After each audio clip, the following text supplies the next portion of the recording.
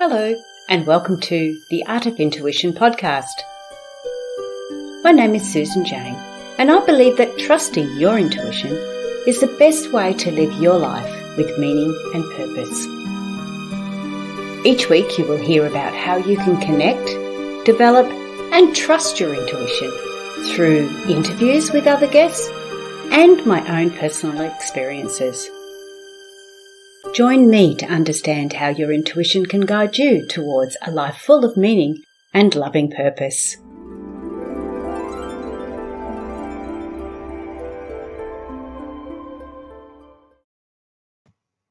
Hello and welcome to the Art of Intuition podcast. Today we have a guest. Now, we haven't had a guest for a little while because I got busy and things happened, but we've got a guest today, and this you're going to love. You're going to love Angie. I've got her on my phone as Angie the artist. Now, Angie is just amazing. She does some amazing work. You'll be able to catch it on her podcast, her website. I'll have that down at the bottom on this. But I'll just give you a quick short bio of Angie's before I introduce her. So Angie has been crafting a lifelong, fully self-employed, artistic and creative way of being in the world.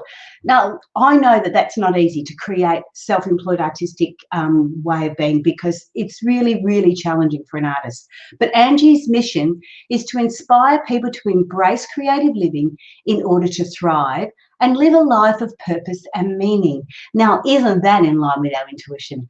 And obviously hers is screaming out to her to be creative. So with no further ado, is that what they say? I am going to introduce you to Angie Follensbee-Hall. I think I got that name right. And you sure did. Angie, because I have got a bit of a head cold, so the words are coming out funny. But welcome to the show. Thank you. Thank you, Susan. Thank you for having me. It's a pleasure to be here with you. It's so exciting. Okay, so first of all, I want to, because it's a show about intuition, and I know creativity is so close to it, because the intuition is actually what helps us with our imagination and how we can be creative. So I want people to know a little bit about your backstory and about who you are and what you do. Yeah, thank you. Yeah. Oh, where to begin? So I usually begin at the very beginning, and I like to tell people that I was actually born in Sicily. I live in Vermont in the USA, and my dad's family has been here for hundreds of years, but he met my mother in the Navy, and they were married in Sicily, and all her family is still in Sicily. And then they had me, and they stayed until I was about 18 months. And then my dad left the Navy and he came back home. So I always like to say that my creativity started when I was born, because I've always had these two continents in my background and in my mind. And my parents will tell me that even from a very young age, I was very artistic and creative, and I used to draw on absolutely everything. And I really don't remember a time when I wasn't making something or drawing or painting or creating or doing some kind of craft project. And I actually probably owe it to my mom a lot for that, because she was a seamstress, but she's also very intuitively creative. Doesn't have any training in the arts per se, but everything she does is very artistic. And I grew up with that. She used to actually she made like little teddy bears and dolls, and she used to sell them at craft shows. And I used to go with her and help. Yeah. And so I think it set the stage for me, envisioning that this was a possibility, that I could do this too, because mom was doing it. So, so from an early age, I was playing with that stuff. And then I just sort of fell in the art path. It was my favorite class in school. And I just kept taking art classes. And I thought, I think I'll study this in college. And so that was the path that was for me. So I really haven't known any other way of being. Okay, because I did a lot of craft. We did it too at home, and my mum was a seamstress as well. So we did a lot of that sort of thing. So yes, I was always involved in all the crafts and know how to crochet and knit and all the rest of it.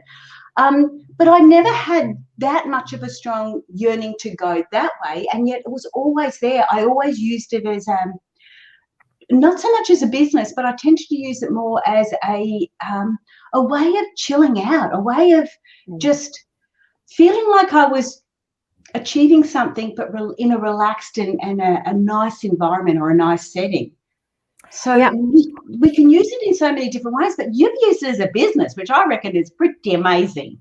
Yeah, I mean, it's honestly, I don't know any other way. It's the only way I know how to be in the world. I mean, I teach yoga, and it's interesting you talk about creativity, like making you feel more calm. And I think absolutely, like, I know because I practice yoga and meditation, that when I am really creative, I'm in that same headspace. Like the thoughts, they kind of settle down. My thinking mind settles down, and it's the same space for me. So I do think that it has that capability for people to help calm them down and to just slow the thinking mind. And then they can just be really present. That's the real gift of creativity, is it helps you to be really present. Okay, I'm going to ask about the elephant in the room, because as we was talking earlier, and I have started painting. It's been a yearning of mine for a long, long time, and I always felt like I had to wait until I was sort of semi-retired or getting to the stage where I actually could give myself that time and space because of kids and all the rest.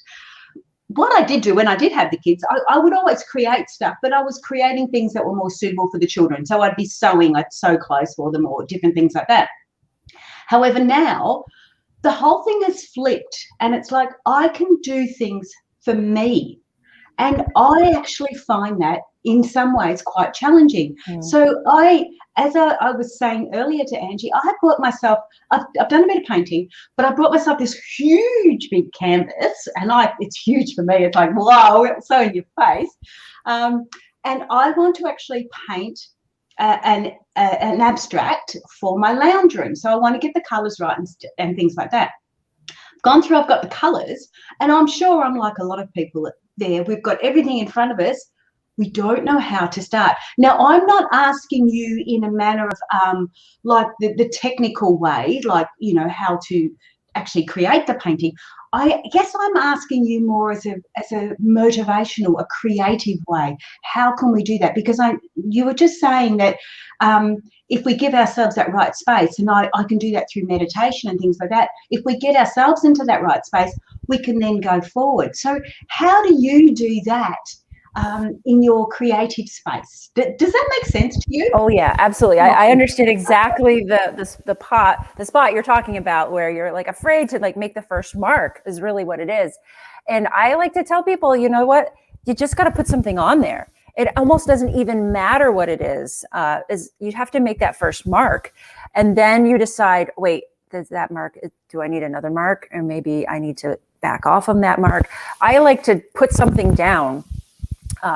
Just get some kind of, we call it a ground in yoga, like whether it's like one block of color or a few marks, and you shouldn't even really think about it, just like going at it, put something there, and then it gives you something to play off. And I think we really get, I do think creativity allows us to shift into that space where our thoughts settle, but sometimes we have to work a little bit to get to that place. And I get there pretty quickly because I've been doing this my whole life. And I know for people who are newer to the practice, that it's not easy. It's like coming to anything you do the first time. It's not going to be simple the first time you do it. You're like, what am I doing? I don't even know what I'm doing. So just putting something on a blank canvas is a start. And it almost doesn't matter what it is. And then it just starts to propel you forward. And in my own art making, I mean, I'm a handmade paper artist. So honestly, I don't even start with a blank piece of paper. I don't even start with paper. I start with nothing. And I have to make that. No. Yeah. Yeah.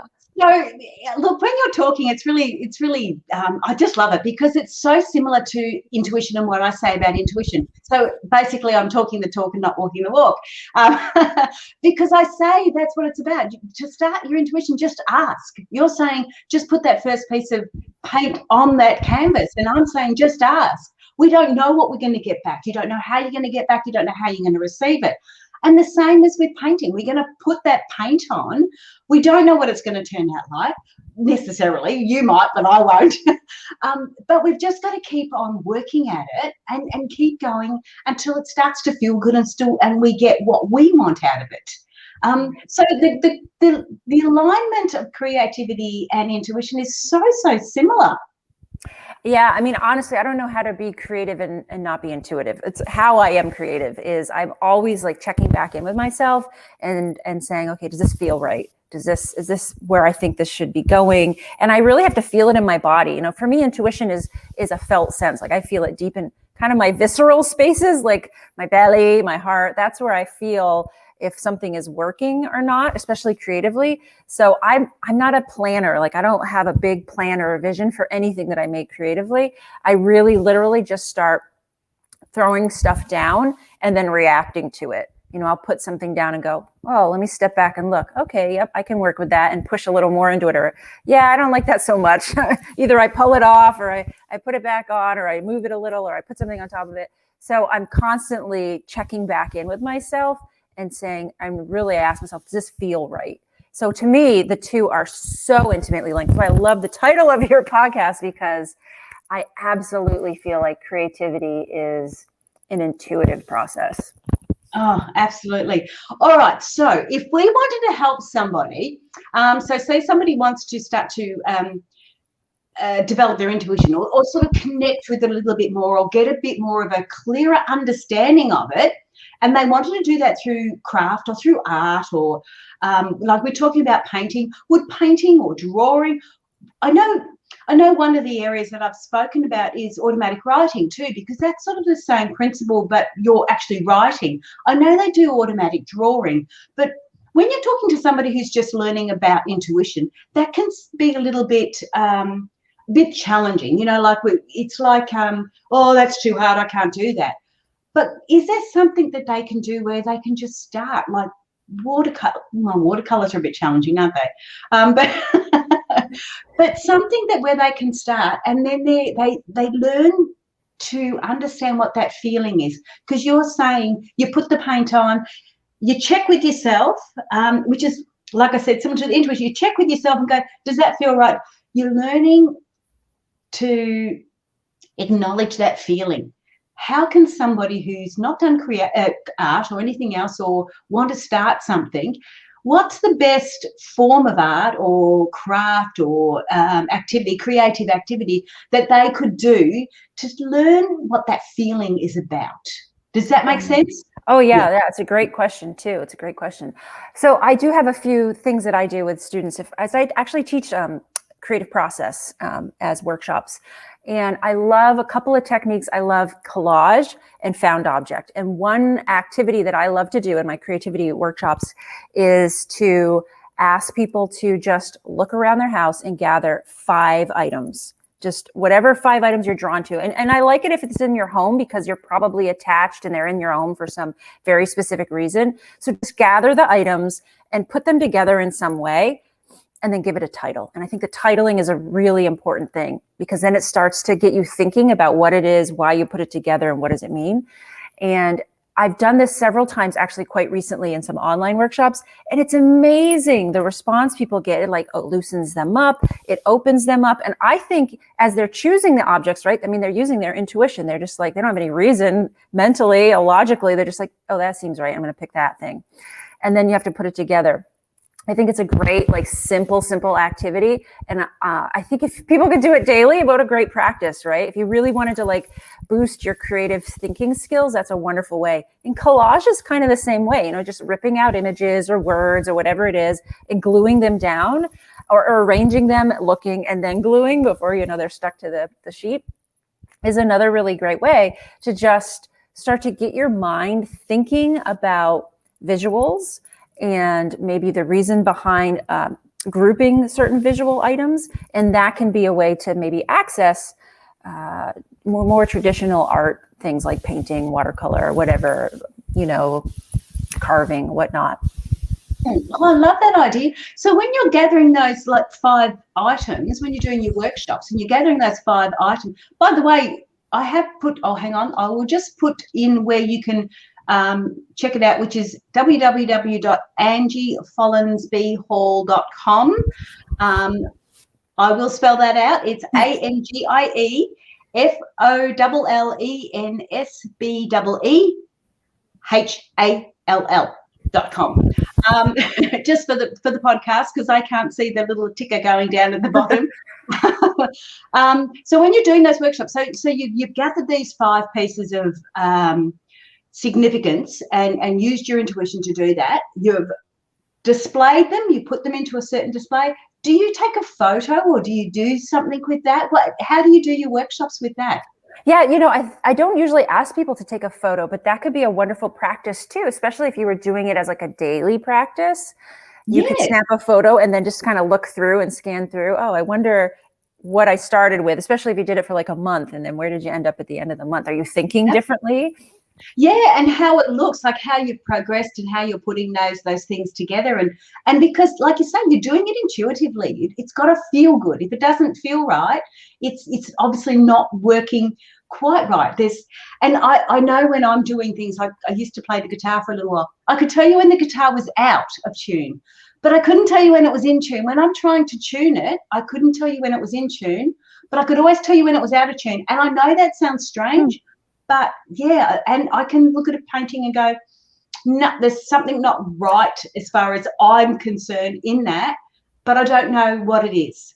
Right. Yeah. Same with cooking. I can go, man, it doesn't taste right, but I don't know what's wrong with it. And this is where we can start to fine tune ourselves.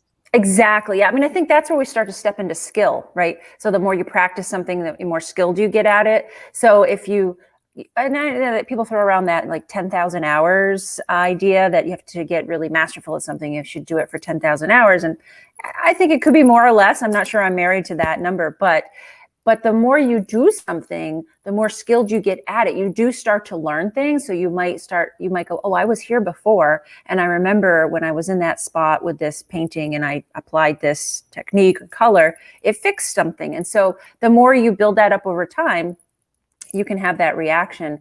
Yeah, I think it's really just a matter of practice. It has to be a practice. Like, I think it's creative practice. That means we do it all the time. And the other thing I like to say, it's a practice and not a perfect, right? We do it, we make mistakes, we try again. It's not about getting it perfect. Absolutely. And of course, art and anything like that is the beauty is in the eye of the beholder. So what we see as perfect and what somebody else sees as perfect is 2 different things. So absolutely, yeah. And usually we're harder on ourselves than other people are on us. Oh, absolutely. Yeah, I'm definitely one of them. Yeah, absolutely.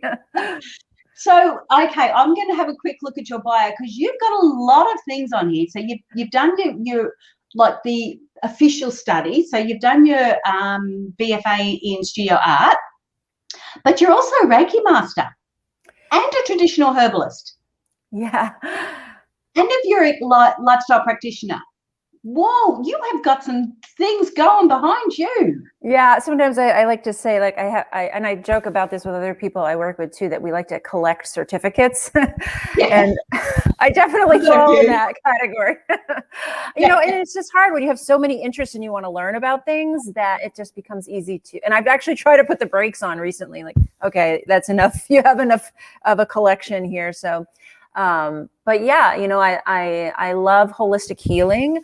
And so that's definitely a strong interest of mine because I think creativity is a healing practice.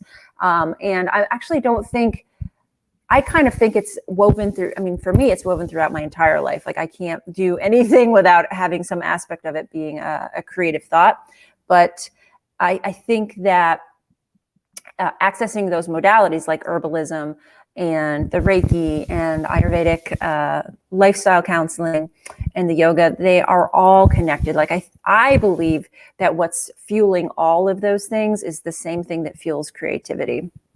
Yeah, I tend to agree, and it's a matter of because I've got a lovely little collection of certificates as well, and yeah, I've been there, done the same sort of thing. But it's almost part of us understanding what we like and how we want to go ahead and ways we want to do it. So, you know, there's no, like, I did a 3-year uni degree, and 6 months after I finished my degree, the government changed hands and they took away all the jobs. And because it was in the public health sector, I had nothing. I had $30,000 bill and no job to go to. So but I wouldn't change it for the world. I loved doing the uni degree. I love the learning. I love the understanding to it.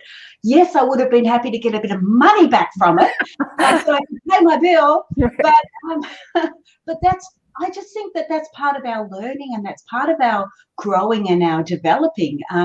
I needed that to be able to take this step forward, to be confident enough to look at the IT behind creating a podcast and doing all that. I did a certificate in training so I can create the workshops that I've got and make sure that when I'm creating them, the people get the learning, they get the understanding. The online courses have everything to cover up on everyone's learning skills. And it's gathering that information. That's what the certificates are for us. But in all honesty, we really are just giving ourselves each time, aren't we? We're tapping into our intuition, our creativity, and we're still doing the same thing that we were doing. We're just doing it on a different aspect, I suppose. Absolutely. Yeah. It's just like another facet of yourself, right? Like a little facets of a diamond. Like you just got to explore that corner over here a little more fully. And the certificate, what's nice about those certificates is it's structured, right? Like I can open a book and read it, but I don't know about you, but sometimes I'm all over the place when I'm trying to learn it on my own. And the certificates like give you a structure, and that's kind of nice. Yeah, absolutely. And I'm a bit into structure. I do like that. It does sort of keep me in track, because yes, we do get with creativity and your intuition. You do just sort of go woohoo, off you go. Yeah. Tangent, So yes, I understand that, reeling you in. There was something else I just wanted to ask you too. I can't remember what it was. You've done a couple of books. No, there was something else I was going to ask you. Oh, damn, it's gone. Tell me, talk to me, give me Yeah, no, I for me, the creative process, again, it's a really healing process. It's like a self-reflection, and it's a learning process. It's something that we have to come to pretty regularly. I think it's just like, I also reflect it back to yoga. Like I say to people, if you want to learn, I don't know, something like a handstand or something, right? You can't just do it once and be like, oh, I can't do it, and give up, right? It's or anything physically. If you want to run a marathon, you can be like, oh, I tried it once that one day and I couldn't do it. You have to practice for it. You have to build up for it. And I really think creativity is the same way. Yeah. I remember what it was. I was going to ask you about your workshops. Now, because this is an international podcast, we can talk about your local workshops, which is fine, but I don't know whether that's going to help you. But I'd love to hear more about your online workshops. Yeah. So, recently I ran a few online workshops where I talked about creativity and restoring the muse, right? So how do we restore the muse? Like, what are those things that we do that help us tap into our creative selves? And it is an intuitive process. And so in those workshops, I did the things like the found object sculptures and the collage, that sort of thing. And I do workshops. I've done workshops with collage online. I call it a soul journey collage. And that is a very intuitive process. I kind of guide people into sort of a dream space. So we sort of dream, visualize, sort of walking out somewhere and noticing what we see. And then we come back and then we access our collage from that space so that we're building up the image based on sort of this imaginal space that I've guided people into. And it's really amazing sometimes what comes through from that. And it's very freeing. I think collage is one of those things that's really freeing for people. People will be like, oh, I don't know what to paint, or I can't draw a line. But that is all taken away with a collage workshop, and it lends itself well to an online environment. Absolutely. Well, see, that's where I found it really fascinating, because I didn't know how that would go as an online. But yeah, obviously it works really well. I love how you guide them too. I'm doing workshops at the moment with I call it intuitive drawings, and it's like the sip and paint area. But it's the drawings, and I put down there, this is not an art lesson, because basically it's an intuitive drawing. But the difference with mine is my point of interest or point of difference is that they actually get a reading about their drawing, because their intuition is putting it all in. And that's why I was asking you about putting together, when you were doing your workshops and you took a photo of those like items together, you could actually do a reading on that, intuitive reading on that.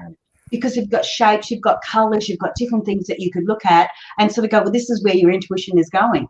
So with mine, it's like planting the happiness seed and into your heart, and then with the guided part, and then you develop this flower. Draw the flower, do the reading. So yeah, it's really interesting how we can really tap into those different things. So they're not only tapping into their intuition, they're tapping into their creativity, and they're starting to sort of relax and chill out and have a good time. But in the same token with mine, they're starting to see where their intuition is trying to guide them by doing this particular drawing. So it's really, really interesting to see. I just love it. How can they, I mean, I've got your website up. How can they connect with you regarding doing a workshop? Where would that information be? Yeah, definitely the website is a great place for that information. That's probably where I update things most frequently. I also, I have an Instagram page, which is Angie Follhall, or at Angie Follhall, Follhall. And I'll share workshops that I'm doing there. And often I share my art. That's the most common thing I share on the Instagram. And then for events, often on Facebook. So if they follow me on Facebook, that's often where my events will get shared a little more frequently if I'm hosting them. And again, that's also at my name. It's pretty easy to find me if you got my name. And I have a Facebook page there where I'll post events. Terrific. That's great. Thank you for that. And yeah, you're a bit like me. I do sometimes struggle to update all the things that we have to update, but you find them along the way, don't you? Right. All right. So one more. Let me have a quick look on this. Creative is like a muscle. We strengthen it over time. Give me a little bit more on that. Yeah, I do think it's something you have to practice regularly. I really don't think it's any different than anything else in life. And so again, just finding ways to making it like a daily practice. I actually think one of the best ways to strengthen that over time is to have a journal. And I preferably like a blank journal, but whatever kind of journal appeals to somebody. Again, I think their personal intuition is really important in that. A dot journal or a lined journal is fine, but some kind of space that's just for you. Like it's not something you necessarily have to show to people, but it's something you come back to over and over again. And you could sketch in it, you could write in it, you could collage in it, even just simple as like a glue stick or something, gluing things in it. But it's just like your reflective space. I actually think it is not only a creative space, but it is an intuitive space. So I highly, highly recommend people getting some kind of blank journal and having like a daily journal practice of some kind. So they're in that space on a regular basis. And that in and of itself, you know what it can do? Like you were saying, you're afraid to like put a mark on that blank canvas, but having like that really regular journal practice, especially if it's a painting journal, helps to free that up. Like it helps to give you that experience with making those marks so that you can transfer them to something scary like a canvas. Yeah. So how often would they do that? Like say that every morning for 10 minutes, or they need to have that structure, that routine, a bit like me. You need to have a routine. Yeah, I think, what I always say, you have to find a way that it works for you. That's the most important thing. So if you know that you're a morning person and that you have time where maybe you're drinking your coffee or whatever, tea in the morning, and you'll be sitting for 5 minutes, then maybe that's the time. But if really I don't have time, I'm out the door, but at night, before bed, I have time. So I would say whatever feels like the right time is definitely the time you want to do it. But being consistent is important. And I'm always telling my students, don't overshoot. Like go for 5 minutes. Yes. Don't go for 20 minutes and then be like, oh, I can't do it. If you if you can't do 5 minutes, do 3 minutes. Do the shortest amount you can absolutely commit to. And then you're making it a regular practice. Hey, and you might be there for 20 minutes, but you definitely did the 5.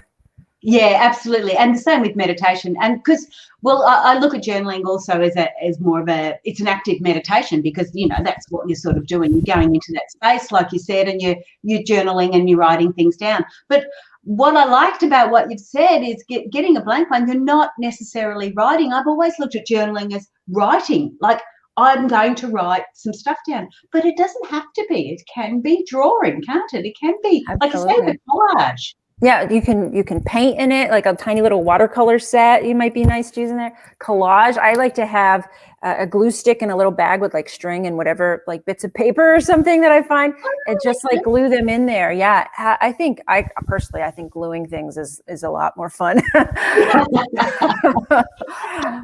yeah, and anything goes. Anything goes. You know, I also stitch paper. I like hand stitch it with a needle and a thread. Why not do it in a journal? You know. Yeah, because you make your own paper, don't you? Oh yeah, I make my own paper. So I mean, I'm pretty adventurous with my paper. People see the work I do and they go, "Oh my gosh, this is paper." Yeah, it's paper. I stitch in it. I run it through a sewing machine. I put different materials like gessos and paints, and I attach cloth and linen and all kinds of things to my paper to really build up the surface. Sometimes I call it archaeology in reverse. So yeah, to me, the more texture to put in your journal, that's the fun stuff. It wouldn't close, would it? No, it probably won't. But I love that. I love a book that's like bulky and it's got stuff sticking out of it. Those are the books I love the most. Yeah, and I love the idea of doing your own paper. I did that when I was on the farm. I had a 90-acre organic crop farm, and one of the things that I did, we made our own soap and we made our own paper, and it was such fun. I had one Christmas with the kids; they were only young, and we did. Everything was homemade. We didn't bring out a single. We had a gum tree as our tree, our Christmas tree. We didn't use the artificial one or anything. We had a gum tree because we could cut that out of the bush, and everything we decorated on it. We handmade. So we baked some stuff and we, threaded stuff and made paper. And we made these little paper cards and I remember doing that. Was so. Not only was it creative, but it was so. Enjoyable to do it with the children. It was something that they had never done, and kids nowadays, they're on their phone all the time anyway, so they don't have an understanding of how paper is made. These genuine old tricks or craft that is just sort of lost in the younger generation. It's lovely to be able to show them this sort of stuff and how creative you can be with it. Yeah, and it gets them just using their hands in a way that they're not, and really their whole body. And I love it because it's getting them splashing in the water and kind of making a mess. It's really a great thing to do with kids, but it's really, as you were saying, it was so joyful. I think it's really freeing for adults as well, because like collage and like the found object sculpture, you don't worry about having it to look like something. It doesn't have to look like a person or an object or whatnot. You're just getting in there and you're making this thing, and then you feel like you accomplished something. Like, oh, I made this little sheet of paper. That's amazing. And so there's a reward, there's a high reward factor when you're making something from hand. Mm-hmm. Yeah, and then to give it away too, and sort of gift it on and go, well, we made this. So all that energy, all that positive energy as well is going into it. So it's a really lovely. You're right. It's very freeing. It is very freeing. You start to sort of look at it differently. We had paper bark in all ours too, because we've got the Australian paper bark. So you rip the bark off and you strip it down and you pop it all through it, and it just looks amazing. Oh, that's awesome. I love to see that. That is so cool. I don't know don't know that tree. Yeah. Next time I'll get a piece out for you. But it's almost is like paper all joined together. It makes the bark, and you can strip it off, and it's just the slightly different colors and different textures, and it feels like paper. It's amazing. It's just really. Oh yeah, definitely have to. Sounds amazing. It sounds amazing. But, all right, Angie, that was really good. I really enjoyed that. So the next step. So you think, for me, for our listeners, the best thing to do, first up, is go and grab a journal, a blank scrapbook, whatever it is. If you've got one of the kids' scrapbooks or whatever, grab a scrapbook and start to do that. 5 minutes a day, if that's all you can do, and just commit to it, because it's the behavior of committing to it that needs to be done more than anything else. Absolutely, yeah. I'm probably more at my best in the mornings as far as logically thinking, but evenings, I know I sit there sometimes, we've got the TV going, and all I want to do is draw or paint. but I can't do that on my lap in the lounge room because I know what will happen.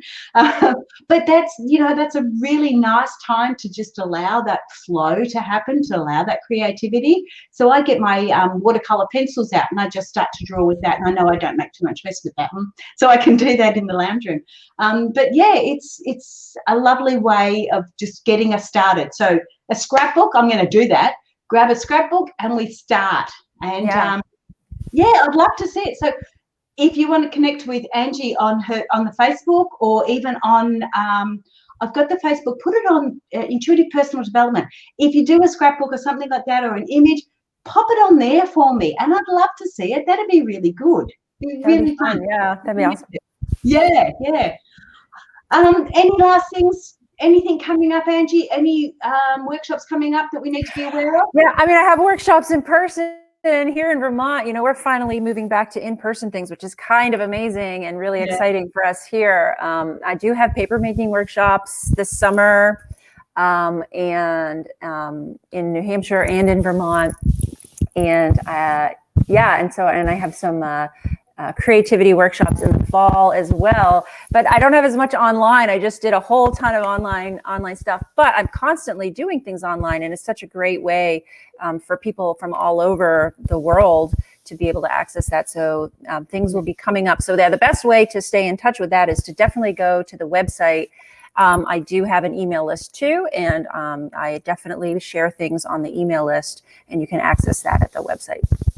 Oh, that'd be perfect. So they could fill in the contact form, at least get their name down, and then they know what's happening and where it's coming up. Because again, it's the sort of thing too, if you get it enough people interested in it, it makes it worthwhile, and you can pop one up and do it. But yeah, sometimes we just need to have that interest in it to keep us going, don't we? Absolutely, yeah. Mm-hmm. Okay, well that's it. Thank you so much, Angie. Again, we'll run through your website, which is Angie, ANGIE FOLLEN SBEEHALL. So Angie Follensbee-Hall.com. So you'll be able to get everything there and see what you've got happening and see what's going. Thank you so much. Everyone run out and grab a scrapbook now, or a plain journal, and start journaling if you can every day, just for a few minutes to start with, and then build from there. That's how we get your creativity flowing. That's how we start to connect with our intuition. You'll get the feeling from that. So I love that. That's perfect. Absolutely, yeah. I'd love to see if people do that. It would be so great to see. Yeah, it would be, wouldn't it? Yeah. Okay, well, thank you for that. I am going to say goodbye. I'm going to go the other way because I pressed the wrong button. Sorry, guys. And thank you so much again for Angie. That was lovely. It's really good understanding of how we can learn to feel what our intuition is saying. And we can do it in a safe space, especially when we're doing, you know, craft or art or journaling, that sort of side to it. So we're not putting our life decisions on it. We're just learning to see what it feels like with paper in front of us, or with, you know, that sort of aspect in front of us. So it's a really great way to learn what your intuition feels like, when it feels good, when it doesn't feel good. So when we know what's going on. So that was really good.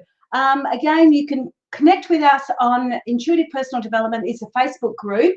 I'm sort of pushing that forward because I feel we can get a bit more interactions here on the podcast, on the TV show, the videos. It's all me or us talking. So I'd love to be able to get some interaction with everyone.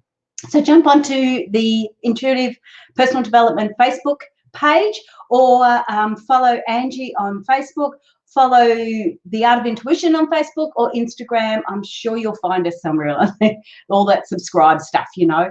All right, I'm going to say bye for now. Angie's going to stay on. I'm going to have a quick chat with her after this, and I want you all to have the bestest. Oh, hang on, I've got to go to the right spot so I can press the right buttons.